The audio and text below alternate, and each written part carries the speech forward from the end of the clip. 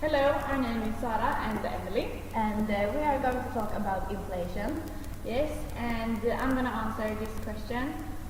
What's the difference between inflation and deflation, and how are we affected by inflation? And I'm going to answer this question. How does inflation arise and how do you measure inflation?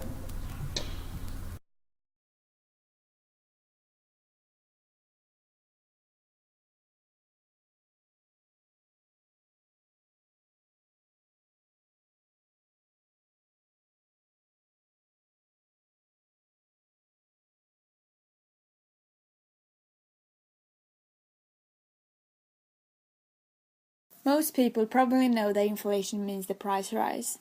It means that money is losing its value, but not all price increases are not inflationary. Some goods will rise in price because they are more difficult to obtain. The underlying cause is usually that too much money is available to purchase too few goods and services, or that demand in the economy is outpacking supply. In economics, inflation is rise in the general level of price of goods and services in an economy over a period of time. When the general price level rises, each unit of the currency buys fewer goods and services. Inflation can also be caused by a rise in the prices of important commodities such as oil. However, this sort of inflation is usually transient and less crucial than the structural inflation caused by an oversupply of money. And deflation is just the opposite of inflation. Deflation is when the money supply contracts, making a unit of currency able to buy more than it could in the past. This is the exact opposite of inflation, but it is also bad. Deflation reduces the pace of the economy. You can also say that the growth is increasing. It means that the gross domestic products will increase more slowly than before.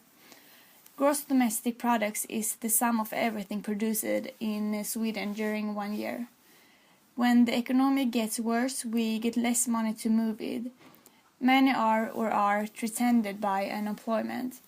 Then we will shop even less and the growth rate falls. Unemployment is rising, consumption decreases, growth slows down, and so on. Such a negative spiral can be hard to stop. Inflation always hurts your standard of living. Rising prices means you have to pay more for the same goods and service. If your income increases at a slower rate as inflation, your standard of living declines even if you are making more. Inflation means a consequence. It's a subtle reduction in your standard of living. Inflation is really bad for your retirement planning because your target has to keep getting higher and higher to pay for the same quality of life. In other words, your savings will buy less. As a result, you will need to have more today to pay for higher priced goods and services in the future. Since everything you buy today costs more, so you have less left over income available to save. Inflation has another bad side effect. Once people start to expect inflation, they will spend now rather than later. That's because they know things will only cost more later. This consumer spending heats up the economy even more, leading to further inflation. This situation is known as spiraling inflation because the spirals out of control. Inflation is important if you are holding bonds or treasury notes. These fixed price assets only give a fixed return each year. As inflation spirals faster than a return on these assets, they become less available. As they become less available, people rush to sell them, further depreciating their value. As their value becomes lower, the US government is forced to offer higher interest rates to sell them at all. This increases mortgage interest rates. As you said earlier, inflation is when the money in a country loses its value. There are quite many reasons why it may be inflation in a country and how it comes. For example, it can start when a seller marks up the price on a product or service because he wants to earn more money. It happens that sellers do this when they notice a product or service sells well. If he marks up the price, the risk is that the buyer of the product does the same thing when he resells it, because if he doesn't, he might not can afford his expenses. In the end, the higher price will inflate the consumers, and when the prices reach a very high price level, we consumers will gradually stop buying. Everything is like a vicious circle, and that's what we call inflation. Another reason why there sometimes is inflation is because of the occasional price increase of raw materials, for example the oil.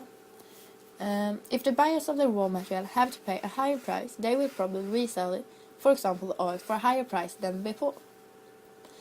In this way we consumers get effect, and as I said earlier, we will stop buying them. If we consumers stop buying, the economy will stay for a while.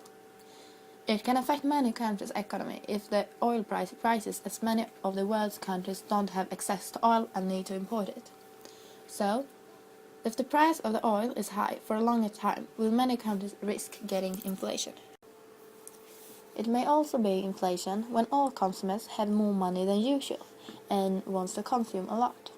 When everyone wants to buy, it may be that the companies don't have time to produce that much goods, and that means the demand is higher than the range.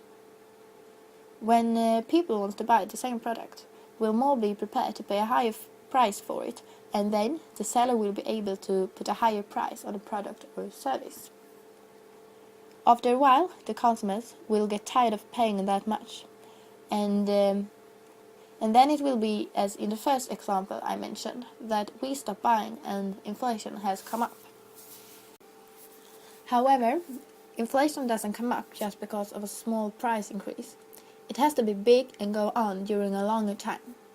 But how do you measure inflation? How do you know when it is? Usually, you measure inflation every month by buying a bag of products and service, and then compare the prices between the months. To be able to measure in this way, they have to buy the same things every month. And by buying the same products and service, they can compare and see if the prices change a lot, and if it has, you can see that inflation will come, and that's not good. In Sweden we have something called the repo rate, and it takes care of the large national bank, and the repo rate is controlled so that there will be inflation. If they see the people consume so much raise the repo rate, so the people will not buy as much, they will, and not be inflation.